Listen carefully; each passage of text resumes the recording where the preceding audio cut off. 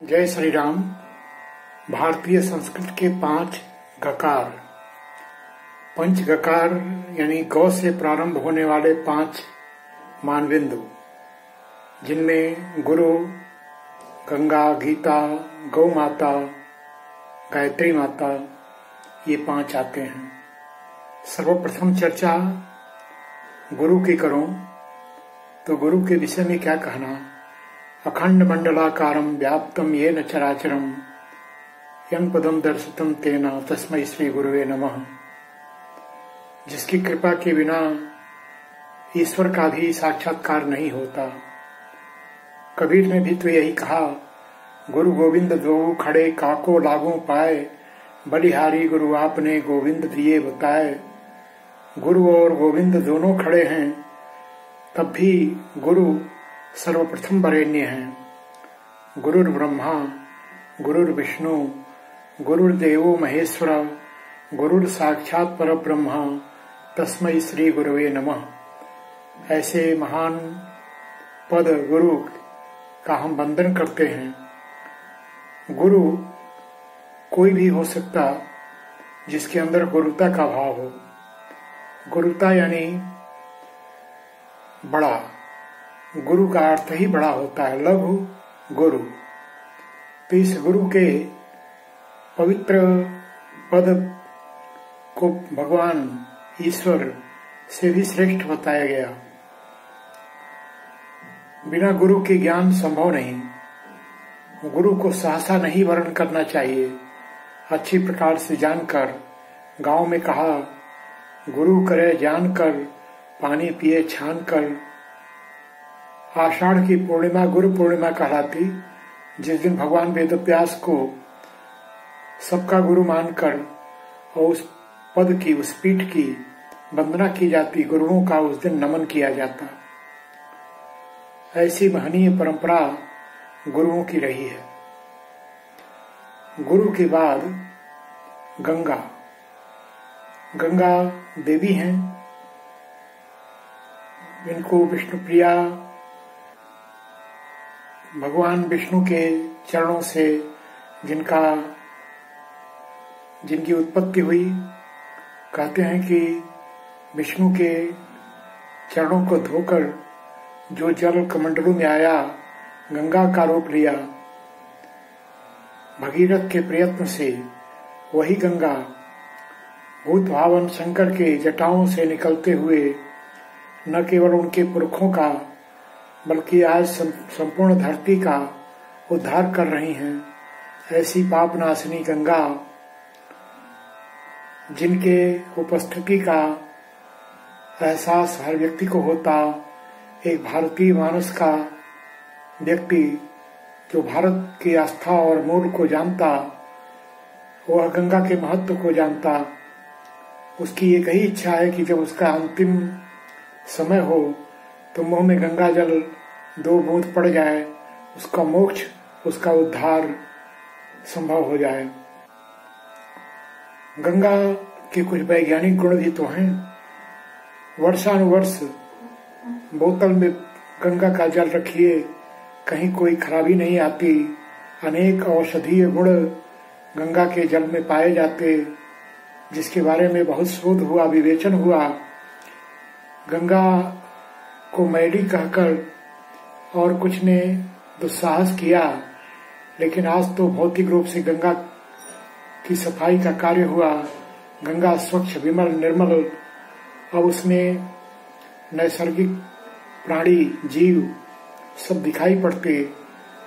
एक डॉल्फिन जो गंगा में ही पाया जाता, अब यदा कदा देखने को मिल जाता। बड़े बड़े महानगर, बड़ी बड़ी नदियां, बड़े आस्था के केंद्र सब गंगा के तट पर ही तो हैं।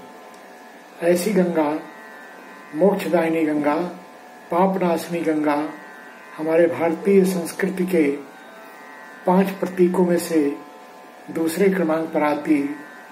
माता गंगा हमारा कल्याण करें। तीसरा मानबिंदु गीता।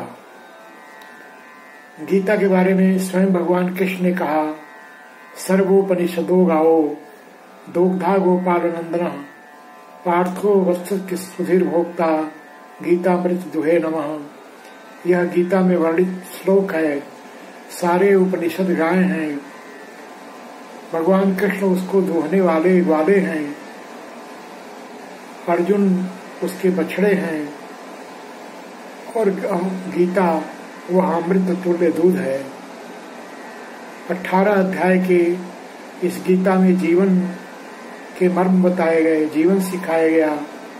बात प्रथम अध्याय से लेकर 18वें अध्याय तक जिसकी चर्चा करें, सभी अध्यायों का अपना अपना महत्व है।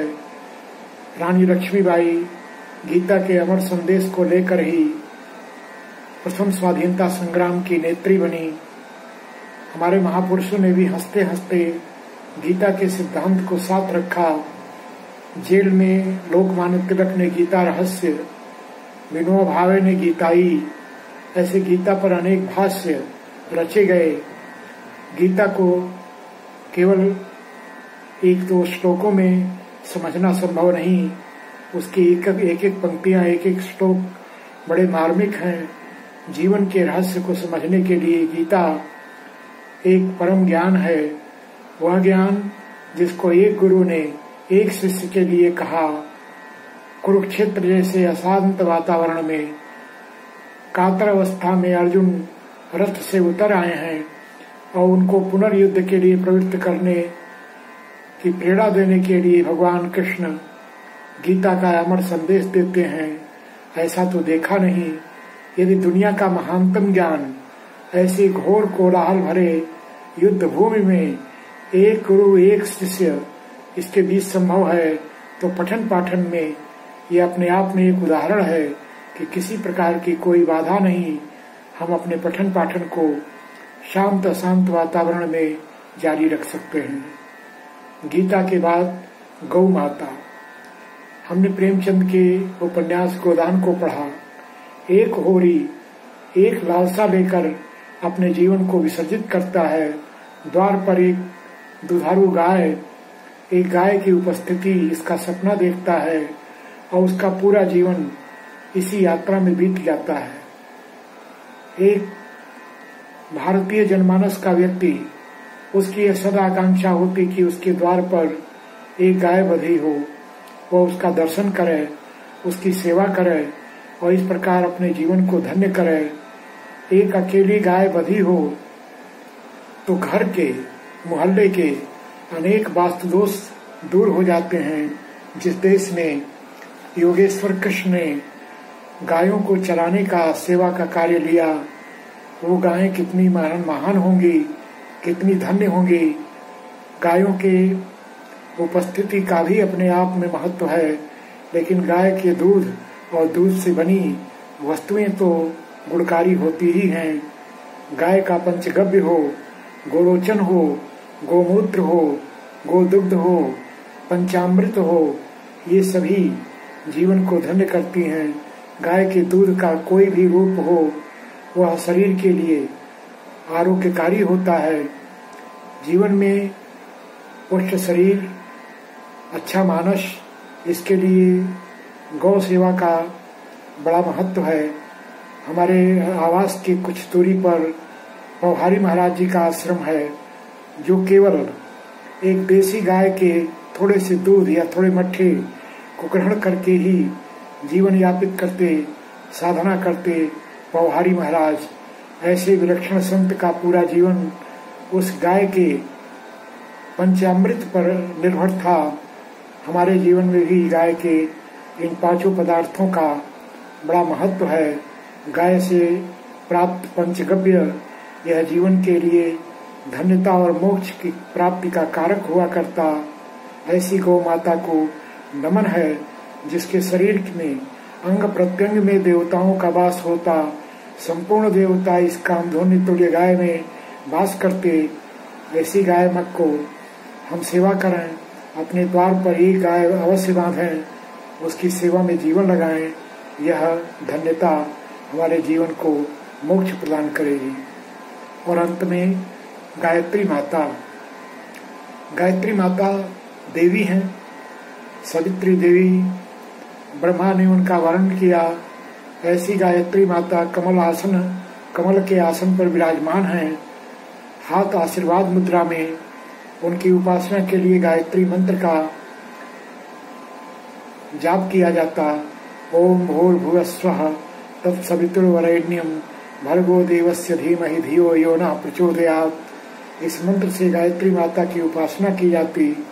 प्रज्ञा की देवी, ज्ञान की देवी, ऐसे परम शक्ति की देवी विश्वामित्र जिनके आह्वान करता हैं, धरती पर जन सामान्य को उनकी शक्ति से परिचित कराए, ऐसी गायत्री माता हमारा कल्याण करें। इस प्रकार पंच गकार गौ से प्रारंभ होने वाले 5 मान बिंदु हमारे भारतीय संस्कृति के मूलाधार हैं। गुरु, गंगा, गीता, गौ और गायत्री माता, ये सभी जब तक सनातन हिंदू धर्म में आस्था के केंद्र रहेंगे तब तक यह संस्कृति अविरल अक्षुण्ण चलती रहेगी। हमारे जीवन को ही ये पंच गकार धन्य करें, धन्यता प्रदान करें। जय श्री राम।